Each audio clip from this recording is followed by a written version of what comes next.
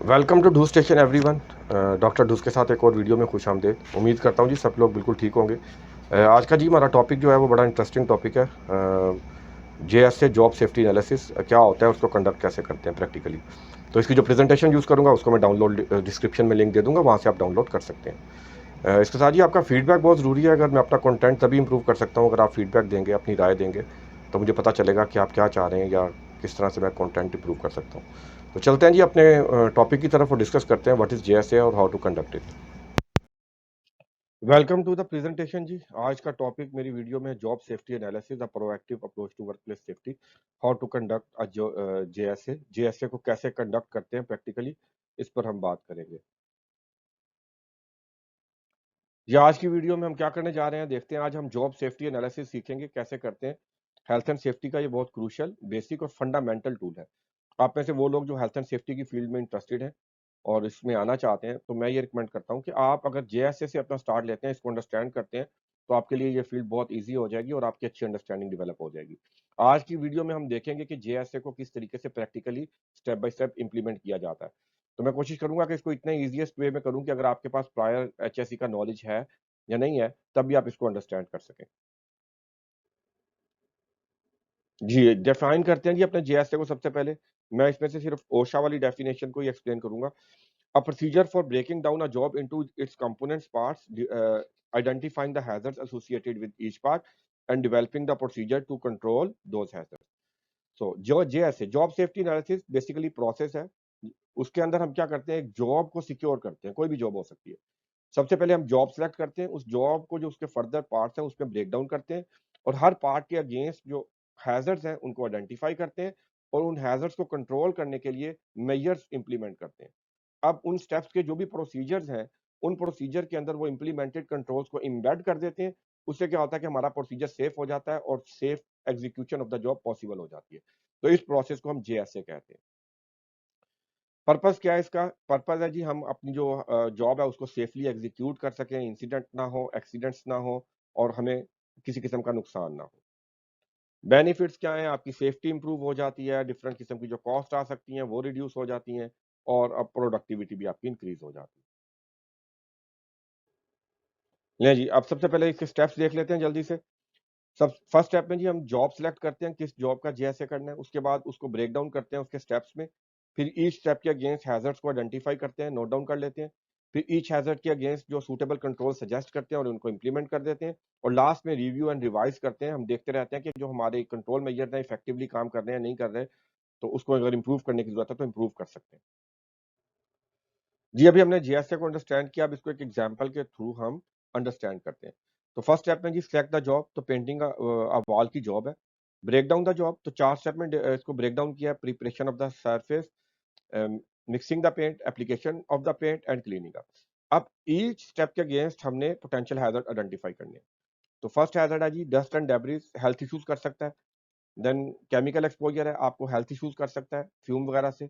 Skin irritation है, अगर आपकी स्किन डायरेक्टली एक्सपोज़ होती है केमिकल्स को, स्किन इरिटेशन हो सकती है, आई इरिटेशन हो सकती है। देन फायर हैज़र्ड है, पेंट्स वगैरह हाइली फ्लेमेबल होते हैं, फायर एक्सप्लोजन कर सकते हैं। देन फॉल हैज़र्ड है, अगर आप लैडर और स्कैफोल्डिंग यूज़ कर रहे हैं, ऊपर से नीचे गिर सकते हैं, सामान गिर सकता है। देन आपका स्लिपरी सरफेस है अगर, तो आपके पास स्लिप हैज़र्ड है। अब ये हमने हैज़र्ड आइडेंटिफाई कर लिए, अब हमने इनके कंट्रोल लगाने हैं। तो लेट्स सी। तो डस्ट एंड डेब्रिस के लिए आप जनाब वैक्यूम क्लीनर यूज कर सकते हैं, वेट मेथड यूज कर सकते हैं। इनसे क्या होगा, जो आपकी एयरबोर्न कंसंट्रेशन है पार्टिकल्स की, वो कम हो जाएगी। सेकेंडली, आप पर्सनल प्रोटेक्टिव इक्विपमेंट यूज कर सकते हैं, मास्क यूज कर सकते हैं, रेस्पिरेटर यूज कर सकते हैं, ग्लासेस गोगल्स वगैरह यूज कर सकते हैं, ग्लव्स यूज कर सकते हैं। केमिकल एक्सपोजर के लिए भी आप वैक्यूम क्लीनर और वेट मेथड यूज कर सकते हैं, पर्सनल प्रोटेक्टिव इक्विपमेंट यूज कर सकते हैं। देन जी फायर को हैजर्ड को रिड्यूस करने के लिए आपके जो क्या पेंट्स वगैरह के कंटेनर है, वो अगर फायर रेजिस्टेंट हो तो वो जनाब आपका ये हैजर्ड रिड्यूस हो सकता है। देन स्किन इरिटेशन के लिए आप जो है मैन्युफैक्चरर की इंस्ट्रक्शन फॉलो कर सकते हैं, पर्सनल प्रोटेक्टिव इक्विपमेंट यूज कर सकते हैं, कवरऑल वगैरह। देन आई इरिटेशन के लिए भी मैन्युफैक्चरर्स की इंस्ट्रक्शन यूज कर सकते हैं। वॉश स्टेशन होने चाहिए ताकि अगर आप एक्सपोज हो जाएं तो इमीडिएटली वॉश आउट कर सकें। देन फायर हैजर्ड को कंट्रोल करने के लिए आप फर्दर जो आपके केमिकल्स पेंट्स वगैरह हैं उनको सेफ जगह पर और सिक्योर जगह पर सेव करें। देन फायर फॉल हैजर्ड को अवॉइड करने के लिए आप मेक श्योर करें आपके लैडर्स और आपकी स्कैफोल्डिंग जो है वो सेफ है, सिक्योर है, टैग लगे हुए हैं। देन स्लिपरी सरफेस को काउंटर करने के लिए जी आप जो नॉन स्लिप मैट्स हैं वो यूज़ कर सकते हैं। उसके अलावा आप कोई ऐसी कवरिंग डाल सकते हैं जो कि नॉन स्लिप है, ताकि स्लिपरी सरफेस को अवॉइड किया जा सके। तो ये आपने कंट्रोल लगा लिया। अब लास्ट स्टेप में आपने रिव्यू एंड रिवाइज़ करना होता है। इसमें क्या करना है जी, अब आपने जो कुछ किया, अब आपने ये देखना है क्या उसके डिज़ायर्ड रिज़ल्ट आपको मिल रहे हैं या नहीं मिल रहे हैं। अगर तो डिज़ायर्ड रिज़ल्ट मिल रहे हैं, everything is well and good. तो क्या आपने सारे हैज़र्ड्स कवर कर लिए या नहीं किए, ये देखना होता है आपने। तो क्या आपकी ओवरऑल जो हेल्थ एंड सेफ्टी है, इस प्रोसेस के बाद वो इम्प्लीमेंट हुई है या नहीं हुई। तो ये बिल्कुल एक सिंपल तरीके से मैंने आपको एक्सप्लेन किया है कि एक जेएसए को किस तरीके से कंडक्ट करते हैं। उम्मीद करता हूँ कि आपको अंडरस्टैंडिंग हुई होगी। अब इसके बाद मैं आपको एक ये तो आपको मैंने एक रिटन एग्जांपल दे दी। अभी आपको नेक्स्ट स्टेप में मैं आपको एक और एग्जांपल देता हूँ, स्पॉन्टेनियस एग्जांपल, जिसमें आपको मैं समझाने की कोशिश करता हूँ, ताकि आप इस एग्जांपल को उस एग्जांपल के साथ रिलेट कर सकें।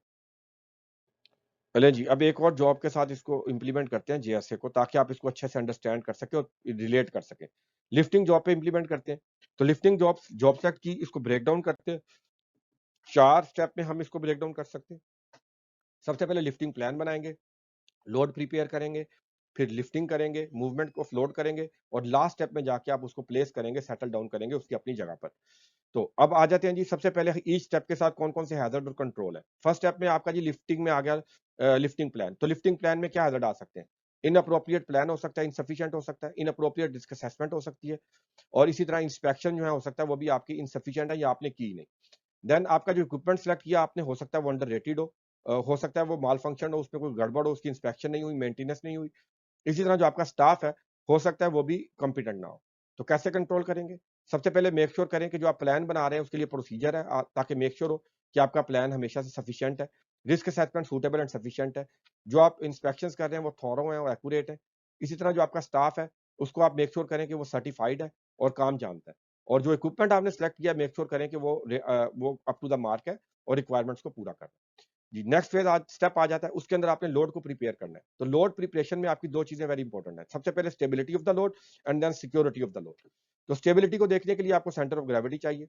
ये चीज़ देखें, मेक श्योर करें और इसी तरह जो उसकी सिक्योरिटी है, उसके लिए आपने ऐसा मेथड यूज़ करना है, इस तरीके से सिक्योर करना है कि उसपे कोई लूज़ चीज़ें ना हो, लूज़ ऑब्जेक्ट्स ना हो और वो सिक्योर हो।